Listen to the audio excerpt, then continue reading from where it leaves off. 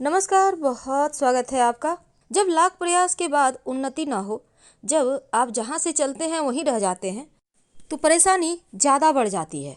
अब आप चाहते हैं कि दिन दूनी रात चौगुनी तरक्की करें। जीवन में हमारे बहुत सारी चीज़ें हमसे जुड़ते हैं, बिछड़ते हैं।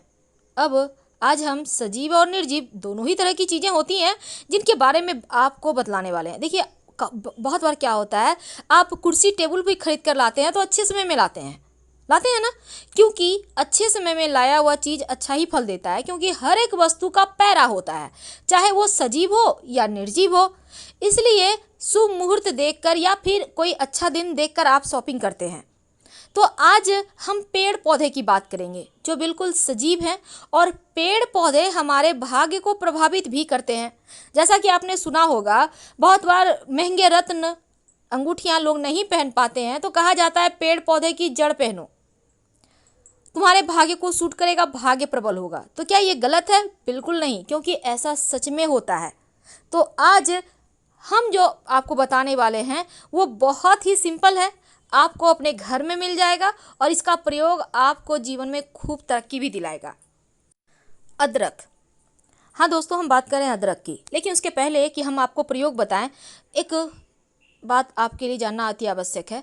देखिए, टोटका है ना, तो टोटका का मतलब होता है टोक नहीं लगना। यानी जब भी आप ये प्रक्रिया करें, क्रिया करें, तब आप चुप रहें, किसी से बातचीत उस समय नहीं करें और चुपके से करें, क्योंकि टोटका में अगर टोक लग गया तो वो काम पूरा नहीं होगा। आपने घर के में भी बड़े बुजुर्गों से कहते हैं वो सुना होगा, टोको मत। कोई काम कर रहे हैं तो टोको मत। इसका मतलब भी यही होता है कि टोकिए मत, बोलिए मत, काम पूरा होने दीजिए, फिर उसका रिजल्ट देखिए, फिर आपका काम बोलेगा। तो अदरक की बात कर रहे हैं। अदरक आपके घर में है? नहीं है तो मंगा लें, क्योंकि अदरक को माँ लक्ष्मी का स्वरूप माना जाता है। ऐसा मान्यता है जिस घर में अदरक होता है उस घर में धन की कमी नहीं होती। और अगर आपके घर में अदरक है और उससे पेड़ निकल आए तो बड़े ही भाग्यवान हैं आप, क्योंकि अदरक से पेड़ निकलना भी आपके जीवन में तरक्की की सूचनाएं लेकर आता है। तो एक छोटा सा प्रयोग बताएंगे। अदरक को आप, वैसे तो ये प्रयोग आप किसी भी दिन कर सकते हैं, पर शनिवार का दिन चुन लें, मंगलवार का दिन चुन लें तो ज़्यादा अच्छा है। अदरक ले लें।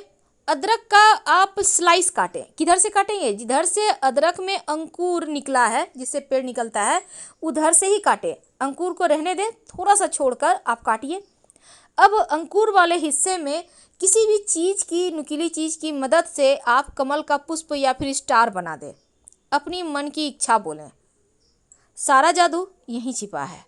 ये जो आपने अंकुर वाला हिस्सा काटा है ना, उसी में अदरक के स्लाइस लेनी है। जितनी मनोकामना उतनी स्लाइस।